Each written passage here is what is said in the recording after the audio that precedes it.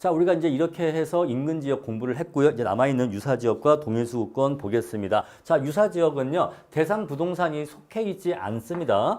자, 만약에 대상 부동산이 속해 있는 지역이라면 우리 그러한 지역은 인근 지역이라고 한다고 했어요. 따라서 유사 지역은 본건 부동산이 속해 있지는 않지만 인근 지역과 굉장히 유사한 특성을 갖는 지역을 유사 지역이라고 합니다. 즉 정리하면 유사 지역은 두 가지 중요한 특징이 있죠. 첫 번째, 본건이 속하지 아니합니다. 본건 부동산이 속해 있지 않지만 인근 지역과 굉장히 유사한 특성을 갖는 지역이라서 우리가 유사 지역이라고 하는 것이에요. 자, 한 가지 예시를 해드리면요. 물론 이제 신림동 가보신 분들만 이해하실 수 있는데 이렇게 말씀을 드릴게요. 신림동이요. 이렇게 가운데 이렇게 도로가 있고 이쪽이 신림구동이에요. 지금은 대학동이라고 하는데 저는 그냥 신림동이 더 편합니다. 이쪽이 신림2동입니다. 자, 신림구동도 고시촌이고 신림2동도 고시촌이기는 한데 성격이 약간 달라요. 자, 신림구동은 정말로 고시촌이고 이쪽은 좀 상업 기능이 좀 강화되어 있습니다. 이쪽은 상업 기능이 좀 강화된 고시촌이에요. 그래서 이쪽에 학원도 많고 식당도 많고 가게도 많아요. 물론 독서실 원룸도 많이 있지만 신림구동은 조금 더 상업 기능이 많은 고시촌이다. 근데 신림2동은 상가가 거의 없어요. 상가가 거의 없고 신림2동은 대부분 주거지가 많아요. 주거 기능이 많습니다.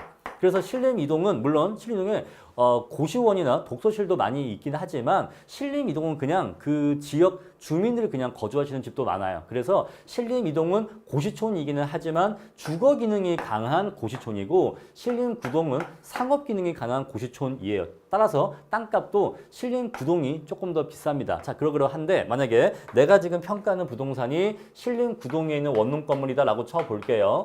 자, 그러면 인근 지역은 어디입니까? 인근 지역은 신림9동이에요. 근데 신림9동도 고시촌, 신림2동도 고시촌. 둘이 완벽하게 똑같지는 않지만 지역 기능이 굉장히 유사해요. 따라서 신림2동은 유사 지역이라고 얘기할 수가 있겠죠. 아시겠죠? 이렇게 이해하시면 됩니다. 얘는 인근 지역, 얘는 유사 지역으로 이해하시면 돼요. 자, 그런데 우리가 설명을 할 때 이렇게 설명드리지만 이론적으로는 인근 지역과 유사 지역은 지리적 인접성이 요건이 아니에요. 따라서 자, 유사 지역이냐 아니냐는 인근 지역과 가까이에 있냐 없냐는 판단 기준이 아니에요. 가까이 있다고 해서 유사지역 아니고 멀리 있다고 해서 유사지역 아닌 거 아니에요. 아시겠죠? 따라서 가깝냐 가깝지 않냐는 전혀 고려사항이 아니라는 거죠. 그럼 대체 뭐가 고려사항입니까? 대체 뭘 보고서 유사지역인지 아닌지를 판단합니까? 바로 지역 특성의 유사함이에요. 지역적 특성이 유사해야 됩니다. 아시겠습니까? 따라서 자, 가까이 있냐 없냐가 포인트가 아니라 인근 지역의 지역 특성과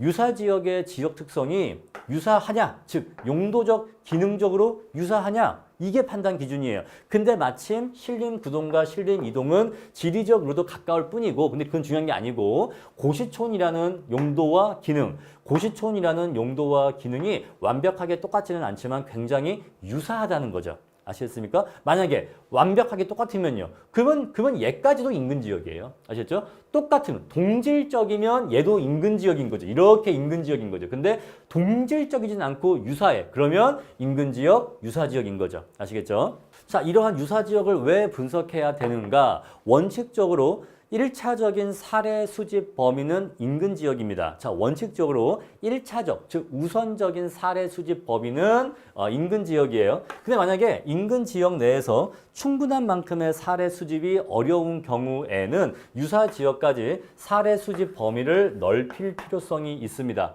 여기 보세요. 자, 신림9동 안에 있는 원룸을 평가할 건데, 자, 이 신림9동 내에서 충분한 거래 사례를 확보하지 못했다라고 한다면 유사 지역으로까지 거래 사례 수집의 범위를 넓힐 필요가 있다는 거예요. 아시겠죠? 그래서 유사 지역도 분석할 필요가 있는데, 근데 문제가 뭐냐면 인근 지역과 유사 지역은 완벽하게 동일한 지역이 아니다 보니까 뭐가 존재한다? 지역적 격차가 발생해요. 지역적 격차. 지역적 격차가 발생합니다. 자, 아까 제가 말씀을 드렸습니다만, 자, 표준적 사용은 유사하고 지가 수준의 차이가 있다고 했죠. 이쪽이 상업 기능이 더 강해서 이쪽의 지가가 이동의 지가보다 약간 더 높다고 했습니다. 따라서 자, 여기에서 거래된 원룸의 거래 사례를 본건의 가격 평가에 이렇게 기준해서 얘를 기준해서 얘의 가격을 구하려면 아무래도 얘가 지역적인 특성의 차이 때문에 가격이 다소 낮게 거래가 되었을 겁니다. 얘에 비해서. 그렇겠죠? 따라서 이 지역의 가격 수준과 이 지역의 가격 수준 간의 격차를 보정할 필요가 있는데 우리 그것을 지역 요인 비교라고 해요. 지역 요인 비교. 자, 만약에 얘가 지역 요인이 1이라고 치고 이쪽이 지역 요인이 0.9라고 친다면 자, 이쪽의 지역적 격차가 이쪽보다 10% 정도 열세한 거에 대해서 보정을 해야 되기 때문에 이것의 가격을 10% 업을 시켜줘야 됩니다.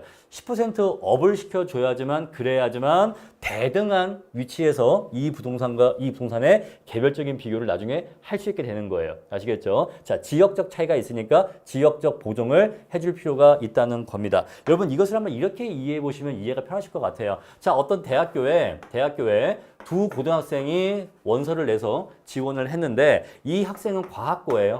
과학고인데 내신이 3등급입니다. 근데 이 학생은 그냥 일반고인데 내신이 1등급이라고 해요. 자, 그랬을 때 과학고의 3등급과 일반고의 1등급은 동일한 비교 선상에서 비교하기가 어렵겠죠. 따라서 자, 과학고의 3등급은 조금 보정을 해줄 필요가 있습니다. 그죠? 얘를 조금 더 플러스 알파 가산점을 줄 필요가 있어요. 그런 식으로 학교 간의 격차를 보정해 준다라는 것으로 한번 이해를 해보신다면 이해가 쉽지 않을까 합니다. 자, 근데 물론 제가 지금 드린 이 사례는 여러분들의 이해를 돕기 위한 사례인 거지 현행에서는 이렇게 학교 간의 격차를 보정하는 것은 제가 알기로 불법인 걸로 알고 있습니다. 그래서 이것은 뭐 합법이다 여부다 이거 지금 따지려 하는 게 아니고 그냥 이런 식으로 보정의 개념만 이해하시면 좋을 것 같아요. 아시겠죠? 자, 이렇게 해서 유사 지역과의 비교를 하게 되면은 인근 지역의 상대적 위치와 지역 특성을 보다 더 명백하게 할 수 있다 이 얘기인데 이게 무슨 얘기냐? 자, 우리가 내가 나를 판단하려고 할 때 거울을 보고서 내가 나를 판단할 수도 있죠. 그런데 이렇게 판단하는 것은 인근 지역만 분석하는 건데 내가 나라는 사람이 어떤 사람인지를 조금 더 자세히 알고 싶다면 나와 다른 사람의 비교를 통해서 나의 모습을 좀 더 정확하게 판단할 수 있다는 거예요. 그러한 느낌 이해하시겠습니까? 따라서 자, 인근 지역을 분석할 때 이 인근 지역만 볼 게 아니라 이 인근 지역을 조금 더 명백하게 조금 더 정확하게 객관적으로 파악하고 싶으면 이 인근 지역과 유사 지역의 비교를 통해서 이 인근 지역의 지역 특성을 보다 더 명백하게 파악할 수 있게 되는 효과가 있다는 겁니다. 아시겠죠? 다른 존재와의 비교를 통해서 나를 본건을 조금 더 자세하게 조금 더 객관적으로 판단할 수 있는 그러한 기회가 될 수 있다 정도의 개념으로 이해하시면 되겠습니다. 자, 다음으로 동일수급권입니다. 개념 볼게요. 자, 대상 부동산과 대체 경쟁 관계가 성립하고 가치 형성에 서로 영향을 미치는 관계에 있는 다른 부동산이 존재하는 권역을 말하며 인근 지역과 유사 지역 포함한다. 아까 얘가 신림구동이 인근 지역이었고 얘가 유사 지역이었죠. 자, 근데 여러분 고시촌이라고 하는 게 신림동에만 있는 게 아니죠. 신림동 말고도 노량진이라는 동네도 있습니다. 자, 노량진이라는 동네도 이렇게 있다고 해볼게요. 여기 이렇게 노량진이라는 동네가 있다고 하겠습니다. 자, 그래서 내가 원룸 건물을 살려고 하는데 자, 신림동에 있는 원룸 건물을 살까 말까를 고민할 때 노량진에 있는 원룸 건물도 매물 리스트에 비교 대상에 올라와 있다라고 한다면 그것은 곧 신림동에 있는 원룸과 노량진에 있는 원룸이 서로 어떤 관계가 있다? 서로 대체 경쟁 관계가 있다는 걸 알 수가 있는 거예요. 아시겠습니까? 자, 대체 경쟁 관계가 있기 때문에 얘를 할까 놓고서 고민하는 관계가 성립한다는 겁니다. 여러분들이 돈이 한 2, 30억 있어서 원룸 건물을 살려고 한다면 아마도 신림동 원룸 건물하고 노량진 원룸 건물이 비교 가능성이 있어서 대체 가능성이 있어서 얘를 할까 고민되는 관계가 성립할 수가 있는데 우리 그러한 경우에 양자 간에 대체 경쟁 관계가 있다고 얘기할 수가 있어요. 아시겠죠? 비교 대상에 놓인다라는 것이죠. 자, 그래서 노량진 원룸 건물과 신림동 원룸 건물은 거리적으로는 좀 떨어져 있지만 가격 형성에 있어서 서로 영향을 주고받는 관계에 있다고 얘기할 수가 있어요. 자, 이처럼 본건 부동산의 가격 형성에 서로 영향을 미치는 즉 본건 부동산과 대체 경쟁 관계가 성립하는 부동산들이 존재하는 권역을 싹 다 이렇게 묶으면 바로 이게 뭐다? 바로 이게 동일수급권이다 이 얘기예요. 아시겠죠? 따라서 동일수권은 가장 큰 범위의 지역 개념이고 이 동일수권 안에 뭐가 들어있다? 인근 지역과 유사 지역 들어있다 이 얘기예요. 아시겠죠? 따라서 동일수권은 본권 부동산의 가격 형성에 영향을 미치는 대체 경쟁 관계가 성립하는 부동산들이 존재하는 권역이라서 굉장히 광역적이고 이 안에는 인근 지역과 여러 개의 유사 지역이 다 포함되어 있다라는 것입니다. 아시겠죠? 자, 특징 보시죠. 자, 부동산의 고정성으로 인해서 수요와 공급이 일정한 지역 범위로 제약된다. 자, 수요와 공급이 일정한 지역적 범위로 제약되는 지역적 시장을 형성하고 그 범위는 부동산의 종별과 유형이죠. 어떠한 용도로 어떠한 형태로 이용되고 있느냐. 자, 규모, 성격 등에 따라서 일정한 그 지역 시장의 범위가 달라지기 때문에 부동산의 종별, 규모, 성격에 따라서 동일수권의 범위는 서로 다르게 정해진다 이 얘기예요. 자, 그 얘기는 밑에 동일수권의 파악에서 다시 말씀드릴 거고요. 자, 이러한 동일수권 왜 분석해야 된다? 분석의 필요성, 사례 수집 범위의 한계. 여러분, 이 범위 내에서만 본권 부동산과 대체 경쟁 관계가 있어요. 그럼 이 범위를 나가면요. 자, 여기 있는 부동산, 여기 있는 부동산은요, 얘하고 아무런 관계가 없어. 왜냐하면 대체 경쟁 관계가 없으니까. 따라서 자, 사례 수집 범위의 한계를 정할 수가 있고 인근 지역의 상대적 위치를 여러 개의 유사 지역과 비교함으로써 이 지역의 상대적 위치를 보다 더 명확하게 파악할 수 있기 때문에 동일수권 분석의 필요성이 있다는 겁니다. 자, 이제 동일수권의 용도별 파악만 암기하시면 되는데 여기에 나와 있는 문장의 표현을 전부 다 암기하실 필요는 없고요. 핵심 키워드 위주로 암기를 하시면 됩니다. 자, 주거지, 우리가 주택지를 정할 때 이 집을 살까 저 집을 살까 대체 경쟁 관계가 성립하는 그러한 물건들이 소재하는 권역은 대체 어디까지가 비교 대상 부동산이 소재하는가, 즉 동일수권은 대체 어디까지를 잡아야 되는가의 문제에서 여러분 주거지는 직장까지 통근을 하는 게, 출퇴근을 하는 게 아주 중요하다고 봅니다. 자, 여러분, 저는 실제로 주거지를 잡을 때 출퇴근보다는 저희 아이들의 학군이 더 중요한데요. 물론 그럴 수도 있는데, 자, 일본의 부동산 평가 기준에서는 이렇게 설명하고 있어서 그 내용이 그대로 그냥 와 있어서 그 내용 그대로 시험을 출제하니까 실제로 그러냐 아니냐를 따지는 게 아니라 우리 교과서에서 우리 부동산 평가 이론에서 어떻게 얘기하고 있는지 그냥 그 내용을 수업 목적으로만 암기하시면 됩니다. 아시겠죠? 어디까지나 시험 공부와 현실은 조금 구분을 해 주셔야 돼요. 자, 시험 공부에서는요. 주거지는 직장과의 출퇴근이 가장 중요하다고 봐요. 따라서 자, 도심에서 통근 가능한 범위와 일치하는 경향이 있다라는 것이에요. 자, 도심 내에 이렇게 직장이 있겠죠? 자, 얘가 직장이에요. 자, 직장이 있는데 자, 출퇴근이 가능한 범위가 있잖아요. 그죠? 출퇴근이 여기도 있고 여기 집도 있고 여기 집도 있고 여기 집도 있고 이런 식으로 자, 출퇴근이 가능한 주택지들이 소재하고 있는 이러한 지역적 범위를 묶어서 이게 뭐다? 바로 이게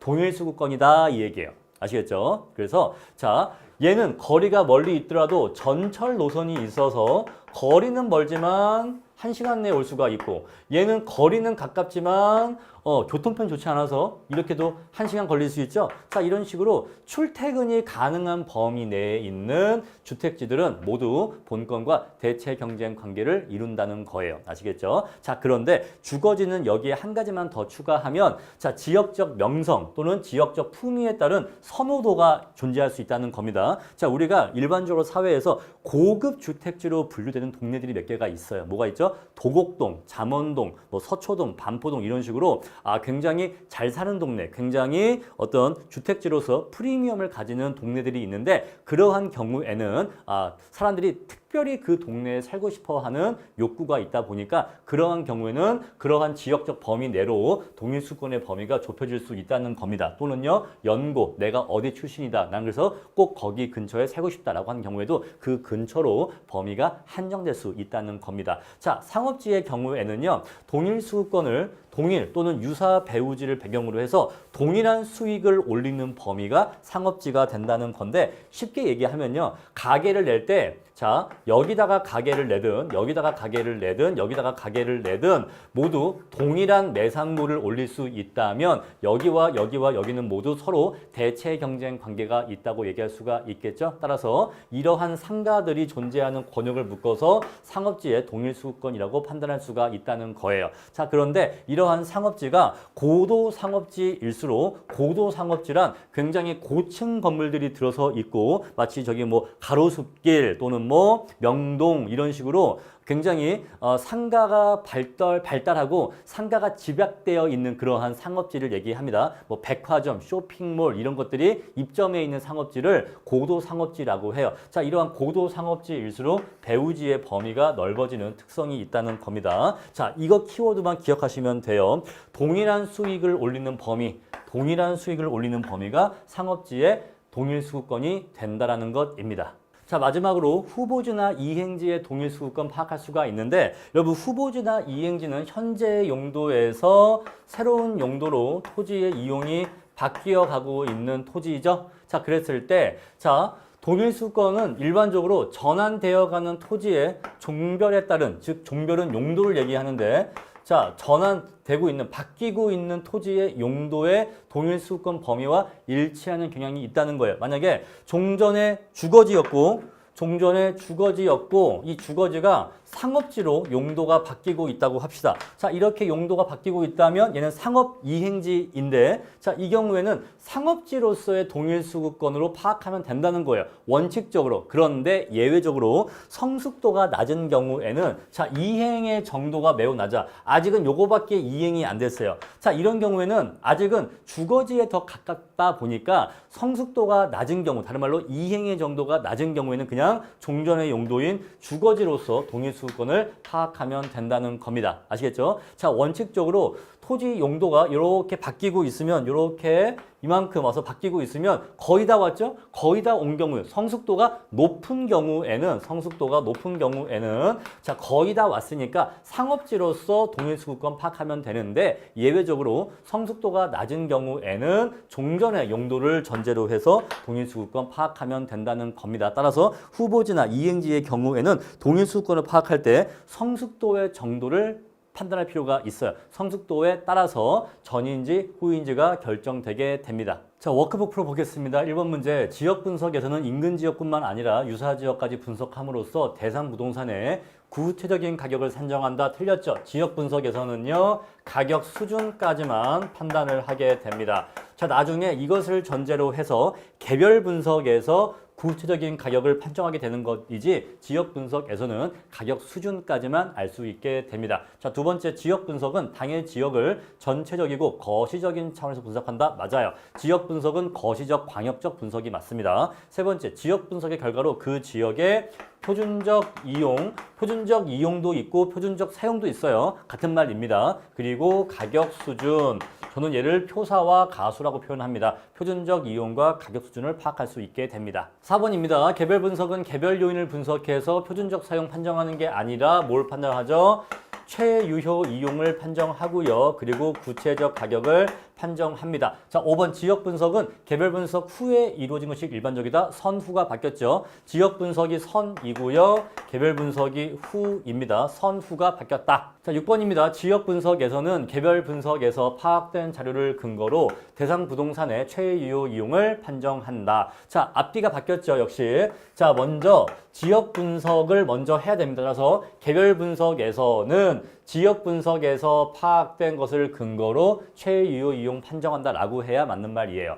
7번 대상 부동산의 최유효 이용 판정하기 위해서 개별 분석이 필요합니다. 자, 각각의 분석을 통해서 무엇을 알 수 있는지 그 결과를 정확하게 암기하셔야 됩니다. 자, 8번입니다. 지역 분석은 대상 지역에 대한 거시적인 분석인 반면에 개별 부동산은 대상 부동산, 대상 물건에 대한 미시적인 분석이 됩니다. 자, 지역 분석의 경우에는 적합의 원칙이 중요하다고 했고요. 개별 분석에서는 균형의 원칙이 중요하다고 했습니다. 자, 10번입니다. 지역 요인은 끊임없이 변화하는 과정에 있으므로 지역 분석 시에는 정태적 분석이 필요하다. 자, 지역은 끊임없이 변화하니까 이 시간의 흐름에 따라서 같이 이 변화하는 모습을 관찰해야겠죠. 따라서 정태적, 멈춰 있는 게 아니라 동태적으로 시간의 흐름에 따라서 동태적인 분석이 필요한 것입니다. 시간이 멈춰 있다, 시간이 흐르고 있다라는 차이점 기억하시고요. 지역 분석의 대상 지역은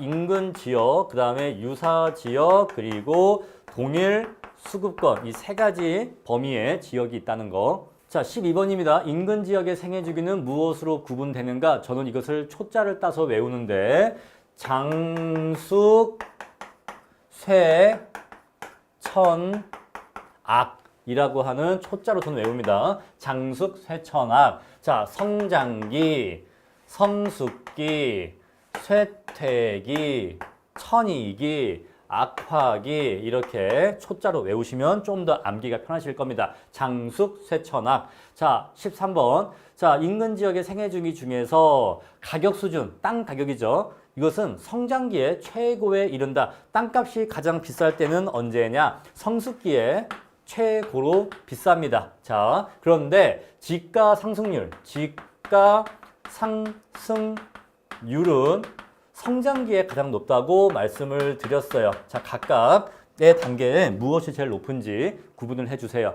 다음 14번입니다. 인근 지역의 생애 주기 중에서 건물의 경제적 내용 연수가 다 되어가는 시기는 언제인가? 쇠퇴기입니다. 쇠퇴기에 대한 설명이니까 요거 암기해 주시고요. 15번 인근 지역의 생애 주기 단계 중에서 자, 필터링 하향 여과가 시작되는 시기는 역시 쇠퇴기죠. 하지만 필터링이 가장 활발한 시기는요, 천이기입니다. 자, 16번입니다. 인근 지역은 대상 부동산이 속해 있지 않지만 속해 있습니다. 속해 있기 때문에 틀린 표현이고요. 그 지역적 특성이 대상 부동산의 가격 형성에 영향을 미치는 지역이다. 이하 말은 맞아요. 요 부분만 틀렸습니다. 17번 인근 지역이란 대상 부동산이 속한 지역으로서 속해 있죠. 맞죠? 부동산의 이용이 동질적이고 가치 형성 요인 중 개별 요인을 공유하는 지역이다. 이게 틀렸죠. 지역 요인을 공유하는 지역입니다. 18번입니다. 인근 지역은 대상 부동산의 가격 형성에 직접적인 영향을 미치는 범위입니다. 요거 잘못된 표현이에요. 유사 지역은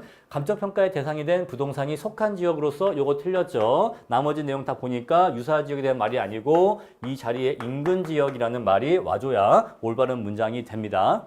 다음 20번입니다. 유사 지역은 인근 지역과 지리적으로 인접하고 요거 잘못된 표현이죠. 자, 지리적 인접성은 전혀 요건이 아닙니다. 자, 따라서 어떤 지역이 유사 지역이냐 아니냐, 가깝냐 뭐냐는 전혀 관계가 없는 이야기예요. 나머지는 맞는 표현이고요. 자, 21번 인근 지역의 범위가 지나치게 좁으면 가격 수준의 판정이 어려워질 수 있다. 요거 잘못된 표현이죠. 자, 범위가 좁으면 가격 수준의 판정은 쉬워집니다. 왜 그러죠? 동질성이 높아지니까. 하지만 사례 수집이 어려워지죠. 반대로 범위가 넓어지면요, 가격 수준의 판정이 어려워지고 왜? 동질성이 내려가니까. 하지만 사례 자료의 수집은 쉬워집니다. 자, 22번입니다. 인근 지역의 범위는 산맥 등의 자연적 경계와 공법상 규제 이런 것들에 의해서 지역 범위가 확정될 수 있다. 이거 맞는 표현이니까 아, 그렇구나. 인근 지역은 여러 가지 자연적 환경과 인문적 환경에 의해서 그 경계가 확정될 수 있다는 거 기본적으로 이해해 주시고요. 23번 유사 지역이란 대상 부동산이 속하지 아니한 지역으로서 맞죠? 인근 지역과 동일한 특성 틀렸습니다. 유사한 특성이에요. 유사하니까 유사 지역인 겁니다. 아시겠죠? 24번 사례 자료를 동일 수급권 내 유사 지역에서 구할 경우에는 지역 요인 비교가 필요합니다. 왜냐하면 지역적 격차가 존재하기 때문에 그 지역적 격차를 보정할 필요가 있는 거죠. 자, 25번 땡땡은 인근 지역을 포함하고 인근 지역과 상호관계에 있는 유사 지역이 존재하는 인근 지역과 유사 지역까지 다 존재하는 지역 범위를 해보죠. 동일 수급권입니다. 자, 26번 성숙도가 낮은 후보지의 동일 수급권은 전환 후 용도 지역의 동일 수급권과 일치한다. 틀렸죠. 성숙도가 낮은 경우에는 전환